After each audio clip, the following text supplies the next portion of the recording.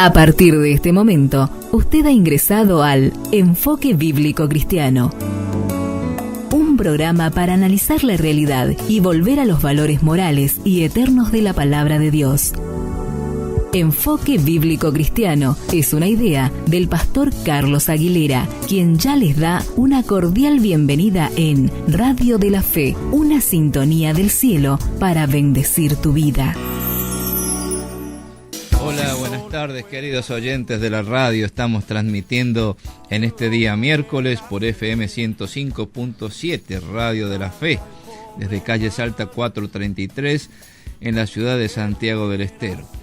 Hoy día tenemos un programa especial con un invitado conferencista, se llama Matías Blanco. Él va a estar exponiendo este día viernes en la banda, en la iglesia de calle San Lorenzo, sobre apologética y consejería bíblica.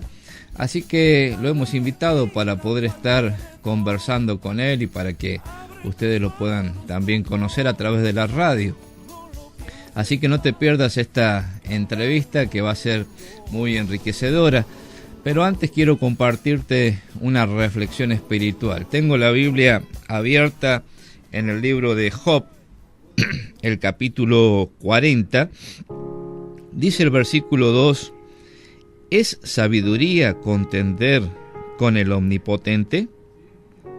El que disputa con Dios, responda a esto.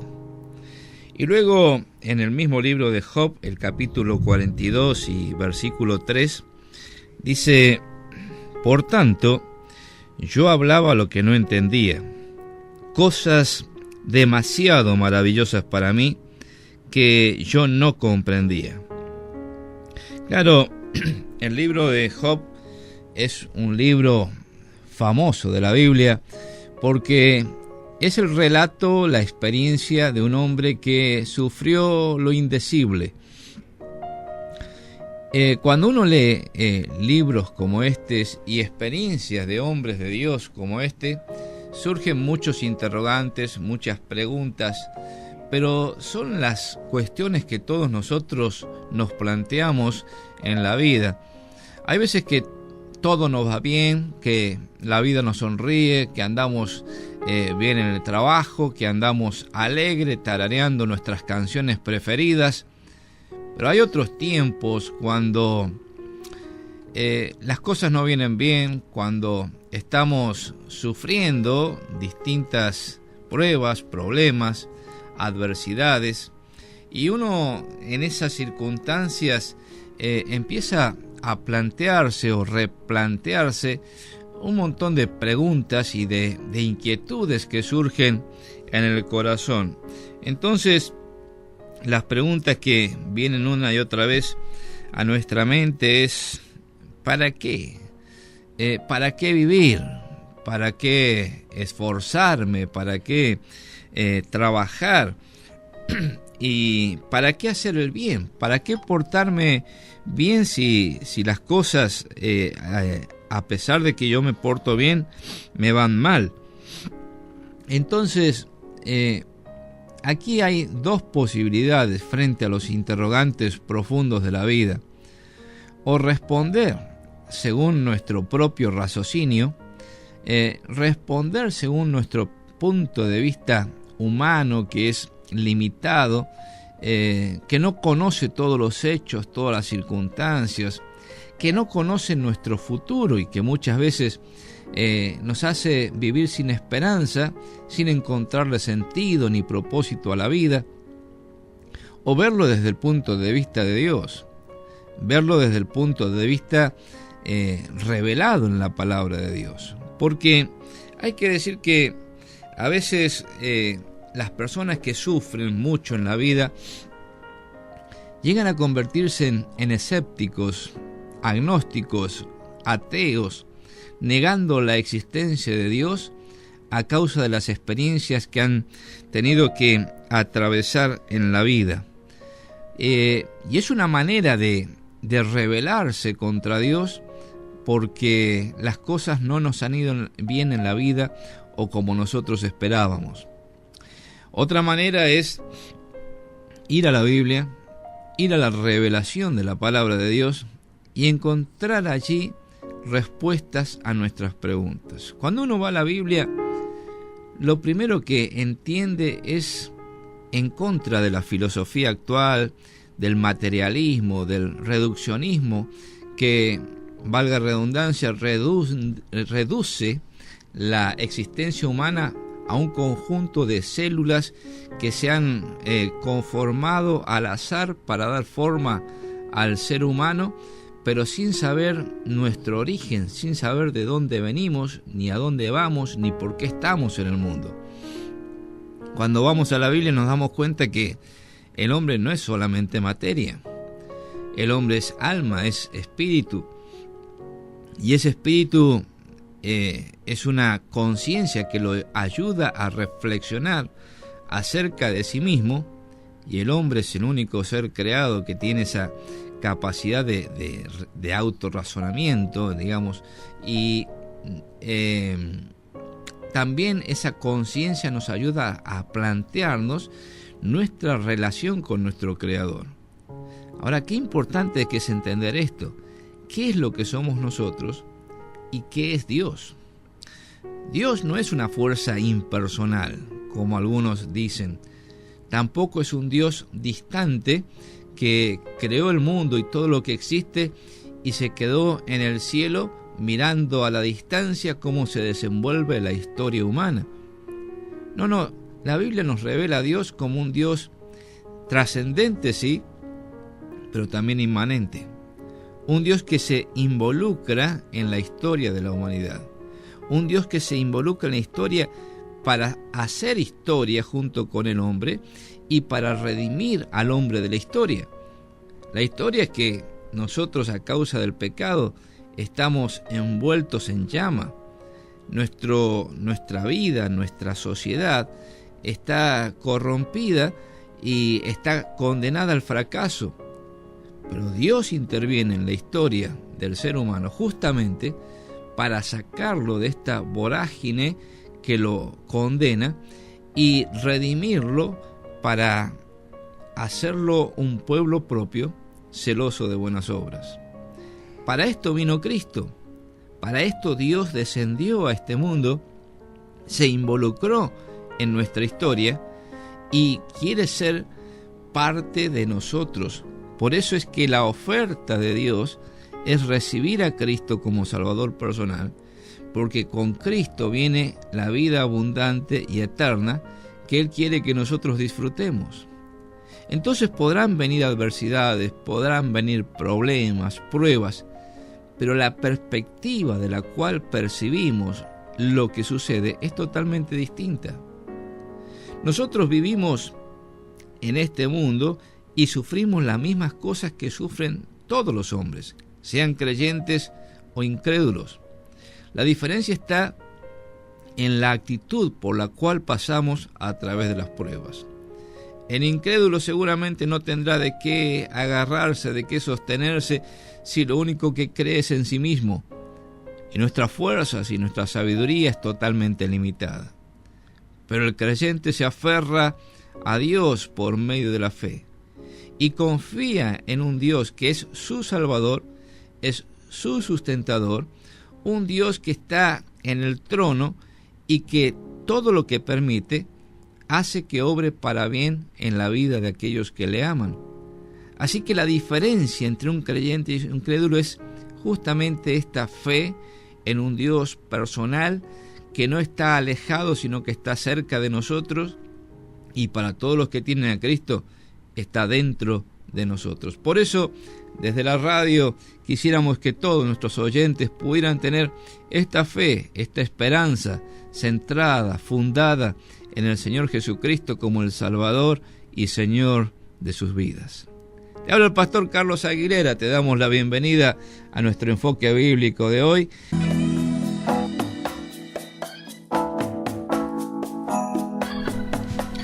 Continuamos en nuestro programa ya con nuestro invitado de hoy, Matías Blanco, bienvenido. ¿Cómo estás, Carlos? Bien, gracias. Bueno, es un gusto tenerte en la radio, sabemos que vienes a dar algunas conferencias, ya vamos a estar anunciando especialmente los días y horarios de las conferencias, pero quisiera que nos cuentes un poquito, porque recién te estoy conociendo. Sí. Contanos un poquito de tu vida, de dónde vienes, qué estás haciendo en este momento en Santiago del Estero. Bueno, gracias primero por recibirme. Es un placer para mí estar acá, en este programa que es de tanta bendición para tantas personas. Así que bueno, como dijiste, mi nombre es Matías Blanco, como el color blanco. Nací en la provincia de Mendoza, en el departamento de Tupungato. No sé si escuchaste alguna vez ese lugar. No, ya nos estamos llevando mejor, porque yo también soy de Mendoza, de San Rafael. Mirá, qué bueno. Así que el gente sur. Buena, si es de Mendoza somos buenos. Es garantía. Sí, sí. Somos buenos. Así que de Tupungato. Qué bueno, sí. ¿No? ¿Conoces? Sí. Qué bueno. Muchas veces hemos estado por ahí. Ajá. Bueno, mi familia viven todos ahí. Y yo a la edad de 18 años fui a un campamento en San Miguel del Monte, en Palabra de Vida. Fui con un grupo de jóvenes de mi iglesia, y fue ese el momento donde conocí a Cristo, donde le entregué mi vida a Él y donde me entregué también por entero al servicio, al ministerio. Y ahí comenzó un camino en mi vida de 4 años de formación. Tuve la oportunidad de estar en el Instituto Bíblico estudiando y completando los 4 años. Fueron 4 años hermosos, realmente transformadores. Y bueno, terminando esos 4 años, tomé la decisión de servir como misionero, tiempo completo. Mi iglesia local en Mendoza me envió a servir como misionero. Y hace ya 5 años que soy misionero, sirviendo en Palabra de Vida. Trabajo en el departamento académico, el departamento de estudio. Coordinador también del 4º año del curso de Ministerios y Misiones. Y soy también parte activa del ministerio en la iglesia local, José Mármol, un barrio cerca de Capital Federal. Así que muy contento por todo lo que Dios ha hecho en mi vida. Buenísimo, Matías, qué bueno. Me gusta mucho ese currículum, sobre todo el lugar de origen. Sí, eso es lo mejor. Bueno, tengo algunos amigos ahí en Tupungato, les mandamos un saludo para todos. Seguramente este programa lo van a escuchar o lo van a ver después en las redes sociales, así que les mandamos un saludo para todos los mendocinos. Bueno, entrando ya un poquito en la materia, ¿no? Vienes a dar conferencias en la iglesia de calle San Lorenzo, 379 en La Banda, ¿sí? Las conferencias van a ser sobre la temática de consejería bíblica y de apologética. Apologética es la defensa de la fe, cómo presentar defensa de la fe. Así que 2 temas muy importantes, 2 ministerios importantes para los cristianos, y a veces no tenemos el conocimiento, la formación adecuada, y también esto nos lleva a que no reconozcamos a veces el don que podamos tener, ¿cierto?, para estos ministerios. Pero bueno, extendemos la invitación mañana, jueves 13 a las 21 horas. La temática va a ser sobre consejería bíblica, y el viernes de 18 a 22 horas apologética. El viernes van a ser 3 bloques de 40 a 45 minutos cada uno, así que si no puedes ir a las 18, pero no dejes de aprovechar las conferencias que se van a desarrollar entre 18 y 22 horas. Ahora, aprovechando que Matías está aquí, vamos a ir haciendo un adelanto de esta temática. Me parece bien. Entrando en el tema de consejería bíblica, explicar un poquito a los oyentes de qué estamos hablando cuando decimos consejería bíblica. Muy bien, muy buena pregunta, Carlos. Bueno, consejería bíblica, estas 2 palabras en sí comunican mucho, y básicamente tiene que ver con llevar la verdad de las Escrituras a la vida cotidiana y diaria del Hijo de Dios. Algo muy útil para entender bien qué es la consejería bíblica es entender que existen 5 disciplinas en la teología. Podemos imaginar quizás una pirámide donde la primer base de esa pirámide es la teología exegética, La teología exegética se pregunta cuál es el significado original de las palabras bíblicas. Subiendo un escalón en esa pirámide tenemos la teología bíblica, y la teología bíblica, esta disciplina de la teología, se pregunta cuál es el tema principal predominante de la Biblia. Y bueno, entendemos que el tema principal de Génesis a Apocalipsis es la redención, ¿no? La redención del hombre de parte de un Dios de amor que entregó a su Hijo, un Dios santo. Pero si seguimos pensando en las disciplinas de la teología, no solo está la teología exegética, la teología bíblica, sino también la teología sistemática. Bueno, ahí también quizás alguno conoce diferentes libros de teología sistemática, que uno quizás en algún momento habrá leído, habrá consultado. Y la teología sistemática lo que se encarga de estudiar es los diferentes tópicos de la Biblia, agrupándolos por temas y sacando conclusiones, ¿no? Por ejemplo, tenemos la doctrina del Espíritu Santo, llamada la neumatología, la doctrina de los eventos futuros, llamada la escatología, y así hay otras más. Pero si seguimos pensando entonces en esta pirámide, tenemos la teología exegética, bíblica, sistemática. También subimos un escalón y está la teología histórica. Y la teología histórica estudia y analiza cuál fue la reflexión de diferentes hombres y mujeres de Dios a través de la historia. Bien. ¿Cuál fue su reflexión teológica? Y ahora sí, llegando entonces a la cúspide de esta pirámide que estamos imaginando, encontramos algo que se llama la disciplina de la teología práctica. Bueno, ¿en qué consiste esto? Consiste en entender cómo cada uno de nosotros podemos vivir las verdades de la palabra de Dios. Y lamentablemente esta cúspide, digamos, esta disciplina de la teología práctica, hoy en día, lamentablemente en los círculos cristianos es dejada de lado. Hay más énfasis en el conocimiento y poco énfasis en la práctica. Y ahí es donde entonces entra la consejería bíblica.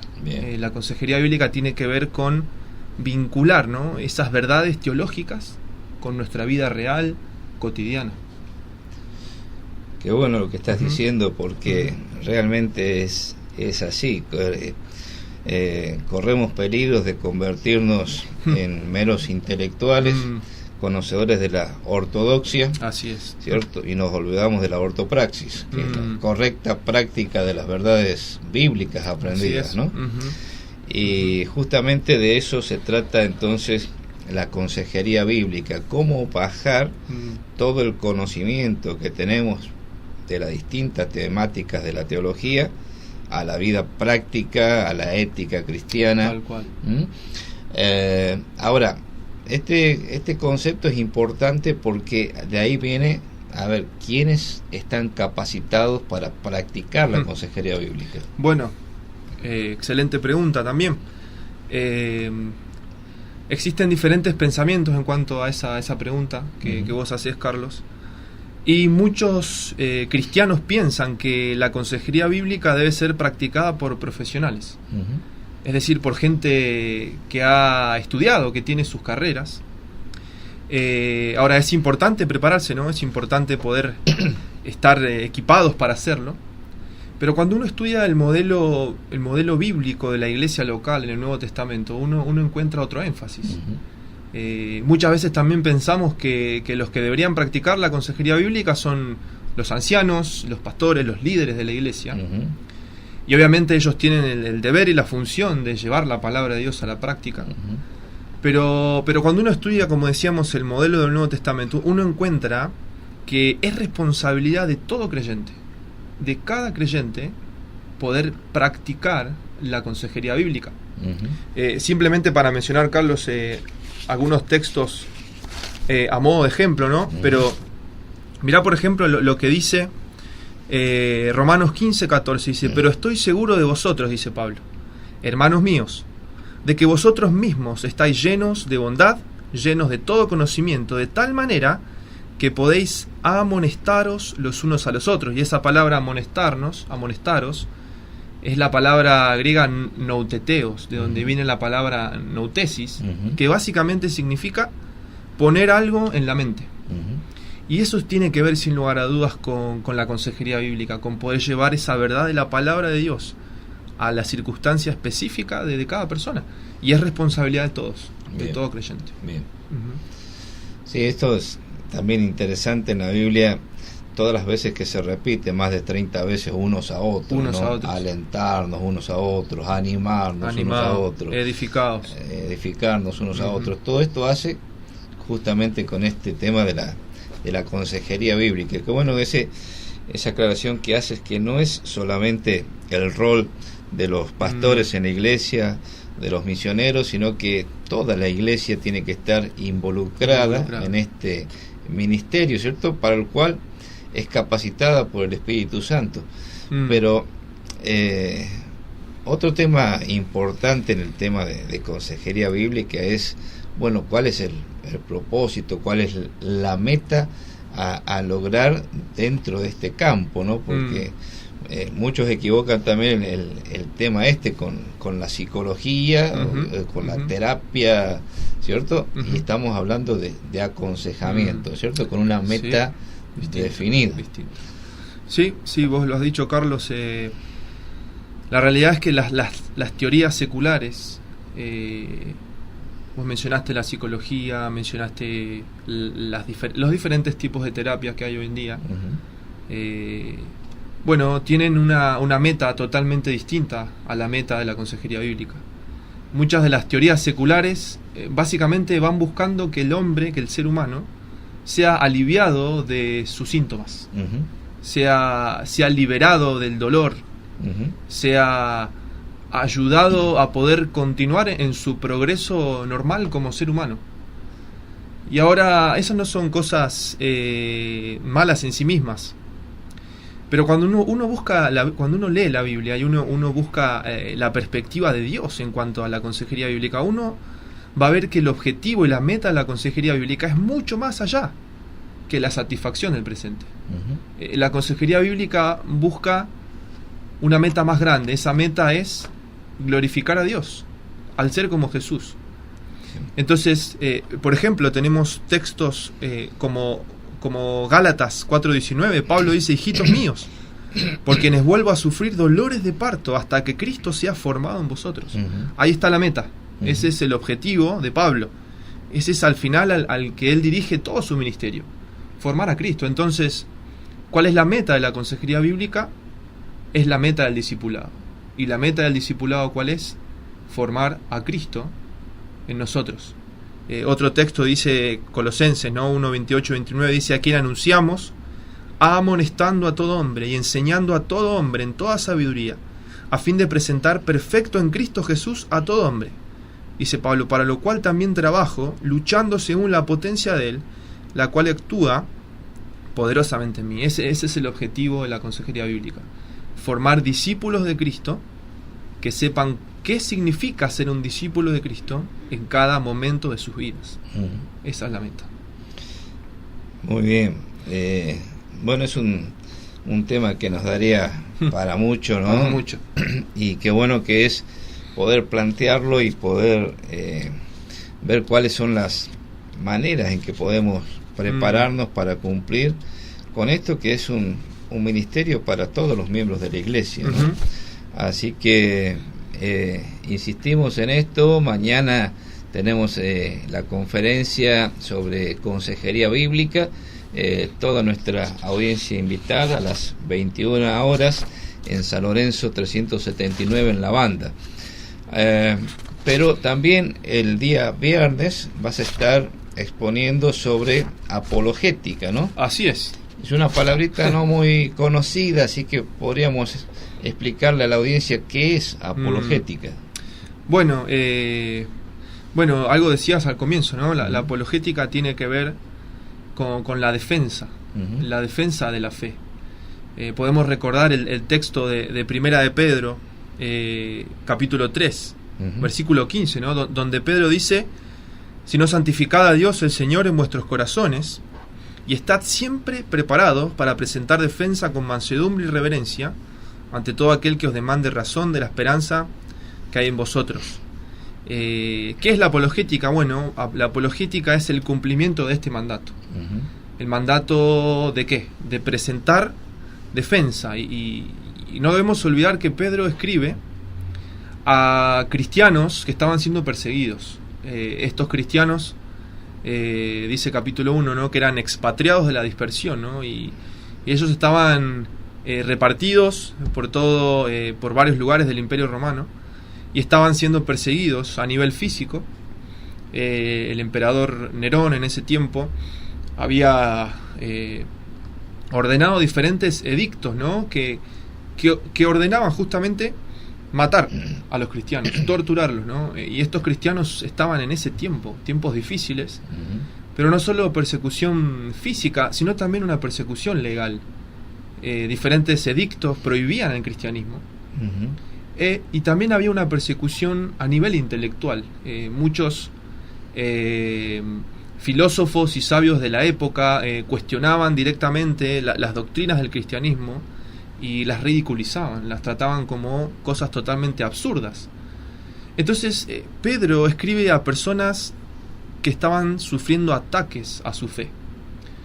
Y entender esto es clave para entender el contexto de este mandato. Dice, estad siempre listos para presentar defensa, ¿no? Y eso es la apologética, es poder presentar defensa, ¿no? Y esa palabra defensa en el original es la palabra apología. De ahí viene entonces la apologética, que es la defensa de la fe. Pero yo quiero hacer énfasis en algo, Carlos. Hoy vivimos en tiempos donde nuestra fe también está bajo ataque. Vos también mencionabas algo al comienzo, ¿no?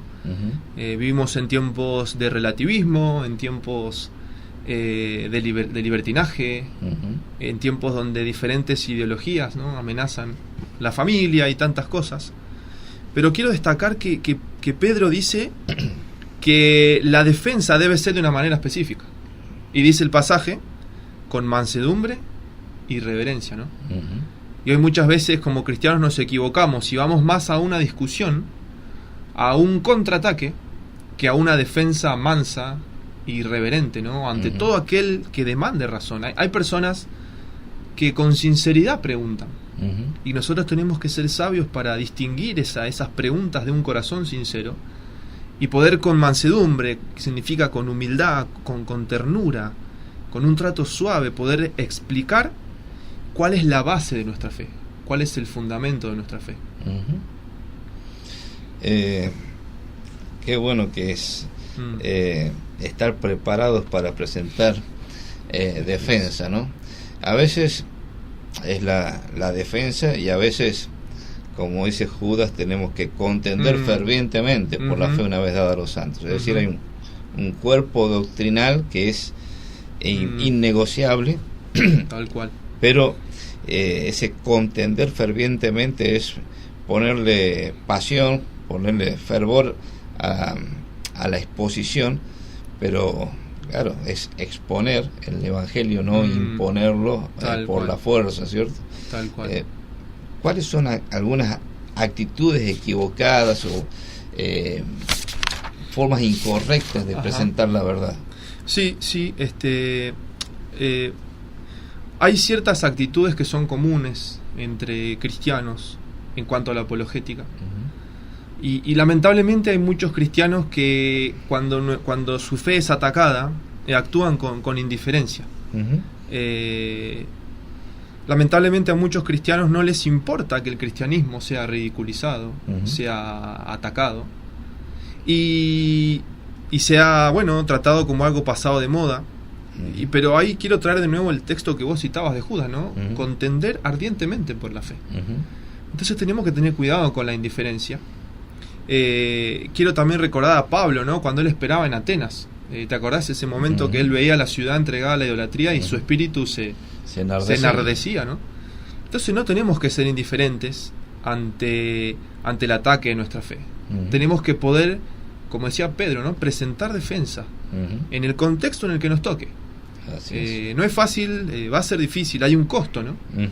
Pero cuidado con la indiferencia. Otra actitud equivocada podríamos llamarla irracionalismo, ¿no?, que tiene que ver con pensar que la fe es irracional, con pensar que no existen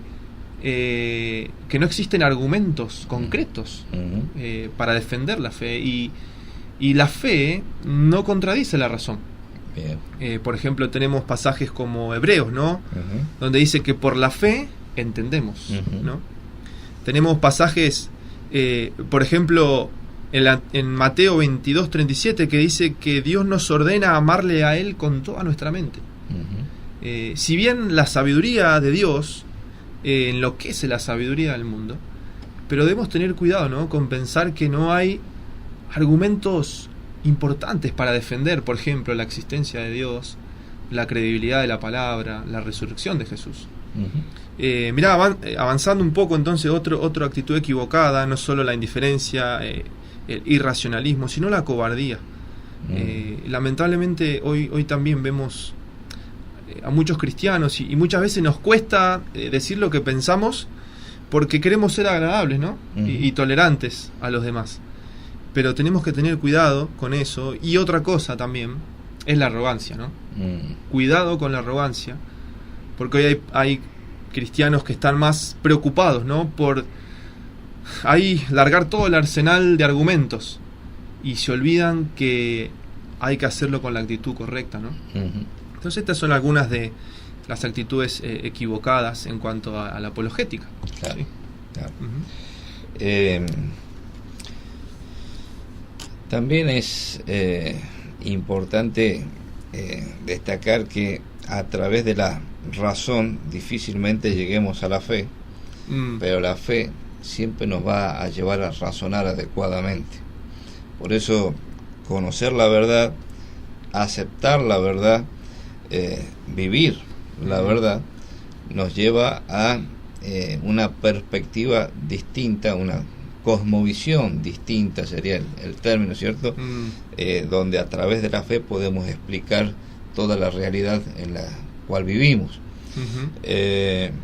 Y justamente me gustaría que nos cuentes un poco cuáles son los temas principales que se trata en la apologética, digamos, cuáles son los cómo se aborda, o cuáles son las temáticas que se abordan a través de esta defensa de la fe. Bien. Bueno, antes quiero hacer una pequeña aclaración, ¿no? Cuando hablamos de defensa de la fe, tenemos que tener en cuenta y no olvidar que lo único que va a transformar el corazón humano es el Espíritu Santo a través de la predicación del Evangelio, de la palabra de Dios.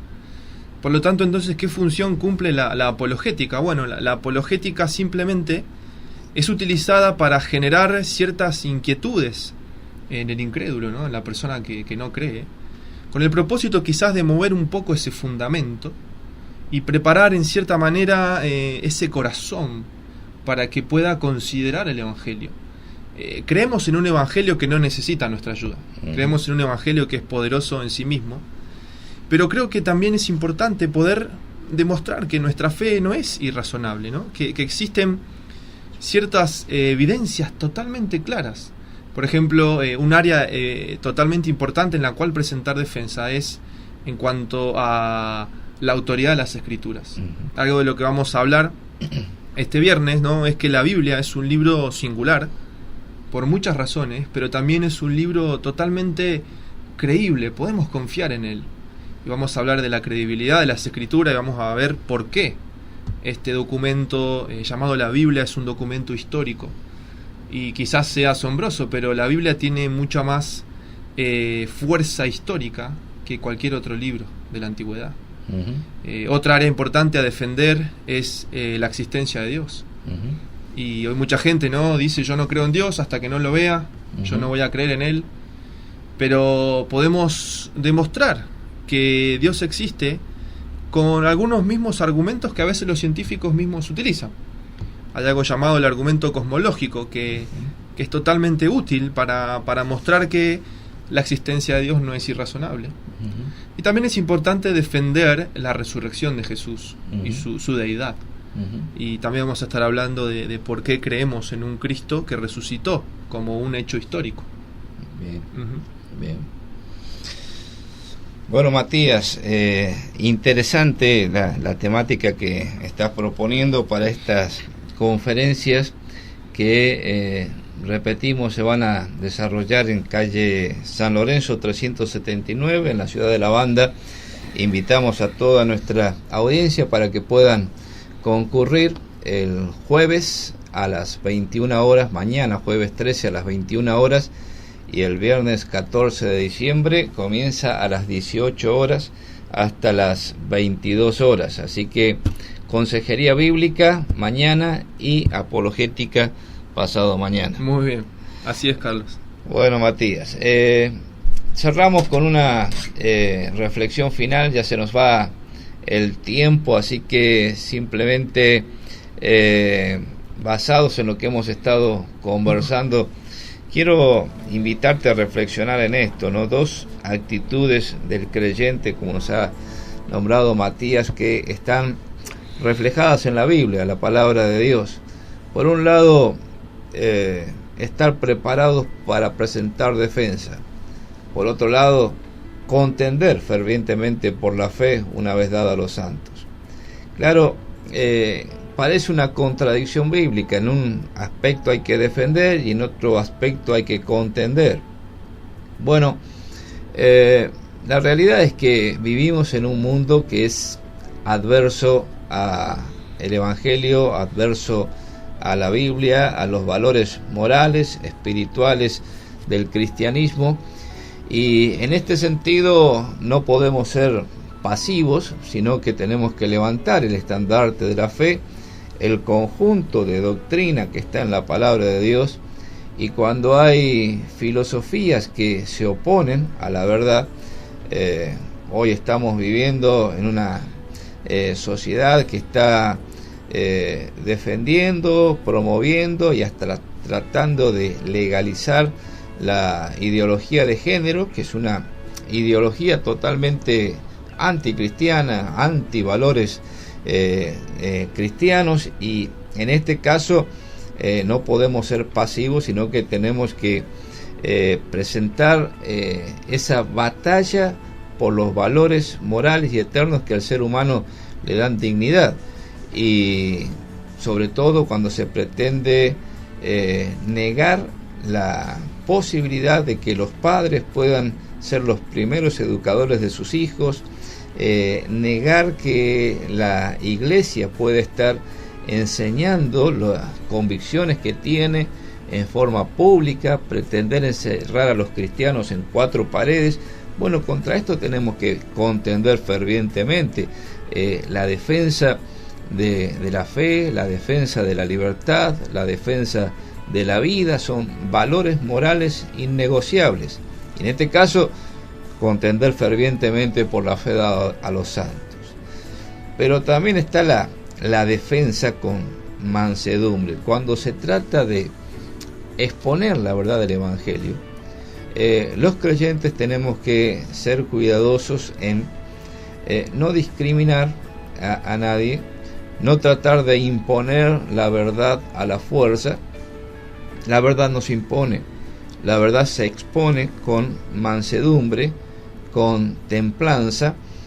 El apóstol Pablo, cuando tenía que presentar el mensaje del Evangelio ante las autoridades, mostró un carácter manso, humilde, reconociendo, sometiéndose a la autoridad, pero también declarando la verdad con toda valentía.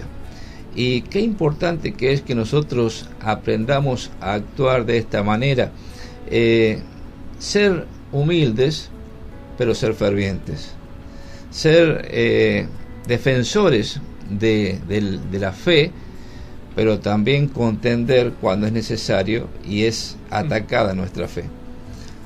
Ahora, yo quisiera decirte que esto que nos comentaba Matías es muy importante, porque hay gente que dice que cree en Dios, pero no lo conoce al Dios de la Biblia. Hay gente que niega la existencia de Dios, hay gente que cree en muchos dioses, hay quienes creen en el único Dios verdadero, pero ese Dios verdadero no es un Dios de la imaginación, no es un Dios de la intuición, de la razón humana, sino que es el Dios que está reflejado en la Biblia, que es la palabra de Dios. Justamente Dios se revela para que nosotros podamos conocerlo de otra manera que por la razón no lo podríamos hacer. No podemos a través del razonamiento humano conocer la gracia de Dios, el amor, la bondad, la santidad y todos los atributos de Dios. Los conocemos a través de la Biblia. Es importante también que la Biblia, hoy tan cuestionada por algunos círculos académicos como que es un libro anacrónico, arcaico, para otra cultura, para otro tiempo, entender que la Biblia tiene valores y verdades eternas. No es un libro para una determinada cultura y para un determinado tiempo. Es acultural, es atemporal, es para todo tiempo, para toda cultura. Es verdad eterna de Dios. Jesús dijo, el cielo y la tierra pasarán, mas mi palabra no pasará. Es que la Biblia es un libro que tiene verdad y verdad para todo tiempo y para todo lugar. Es importante, decía Matías, defender lo que es la resurrección corporal del Señor Jesucristo. Hoy hay quienes niegan la historicidad de la resurrección corporal. Hay quienes dicen que resucitó en espíritu, pero no en cuerpo. Hay quienes pretenden que Cristo realmente no fue un personaje histórico.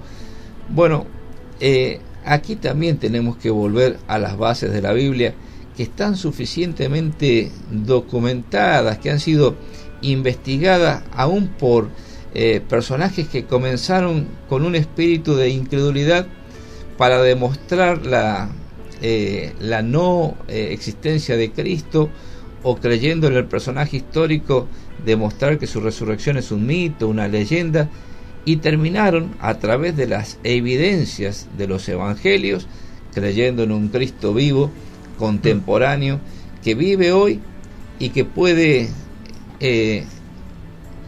entrar en nuestras vidas. Podemos hablar con Cristo, podemos comunicarnos con Cristo, porque no está muerto. Es una persona viviente, una persona que resucitó, ascendió al cielo, se sentó a la diestra de Dios. Es el primer hombre que ha entrado al cielo, está sentado a la diestra de Dios, y dice el libro de la carta a los Hebreos que está sentado a la expectativa, esperando hasta que sus enemigos sean puestos por estrado de sus pies. Es un Cristo que va a volver, y todos los cristianos verdaderos esperamos la segunda venida de Cristo. Todos los cristianos verdaderos esperamos la inminencia de la venida de Cristo para arrebatar a la iglesia, llevarla a su presencia, y que Cristo, luego de un periodo de tribulación, tome las riendas de este mundo en un reinado milenial. Todo esto hace a la fe del cristianismo. Pero quiero invitarte a poner tu fe, tu confianza en este Cristo, en el Cristo verdadero, no en el Cristo mito, no en el Cristo leyenda, no en el Cristo desfigurado que muchas veces se presenta en la sociedad, sino el Cristo que está retratado en las páginas del Evangelio y que está explicado a través de las cartas del Nuevo Testamento, y que es un Cristo viviente, que hoy está presente, actuando en el mundo, ofreciendo salvación, vida eterna, vida abundante a todo aquel que cree en Él. Así que te recuerdo lo que dice Juan 1:12: a todos los que reciben al Señor Jesucristo, a los que creen en su nombre, Dios les da la potestad, el privilegio, el derecho de ser hechos hijos de Dios. En el momento en que una persona pone su fe en Cristo como Salvador personal, entra a formar parte de la familia de Dios. Es Dios su Padre, y él es miembro de esa familia de fe que hoy Dios está llamando, está sacando del mundo para formar un pueblo propio, celoso de buenas obras. Y desde la radio queremos invitarte para que vos también tengas esa fe personal en el Señor Jesucristo. Así que te invitamos, ahí donde estás, en el lugar que estás escuchando la radio, detenete un momento y puedes hablar con Cristo. Como te decía, es un Cristo vivo, es un Cristo con el que puedes dialogar, y orar es a hablar con Dios. Y decirle: Señor, reconozco que soy pecador, reconozco que te necesito en mi vida como Salvador personal. Gracias por haber muerto por mí en la cruz del Calvario. Entra en mi vida, Señor, limpia mis pecados. Te entrego mi vida para que seas mi Señor y mi Salvador. Hacelo así. Y la Biblia tiene esta promesa para vos: si crees en el Señor Jesucristo de todo corazón, en ese mismo instante entras a formar parte de la familia de Dios. Gracias, Matías. Gracias por a vos, acompañarnos. Carlos. Un gusto tenerte con nosotros aquí. Te repetimos la invitación para que puedas estar mañana jueves 21 horas en calle San Lorenzo 379 en La Banda, y el viernes de 18 a 22 horas. Nosotros, si Dios lo permite, nos encontramos mañana a las 20 horas para un nuevo enfoque bíblico cristiano. Que Dios te bendiga. Por hoy, nada más. Mañana nos volveremos a encontrar con un nuevo enfoque bíblico cristiano de la actualidad. Por Radio de la Fe, una sintonía del cielo para bendecir tu vida. Por su compañía, muchas gracias.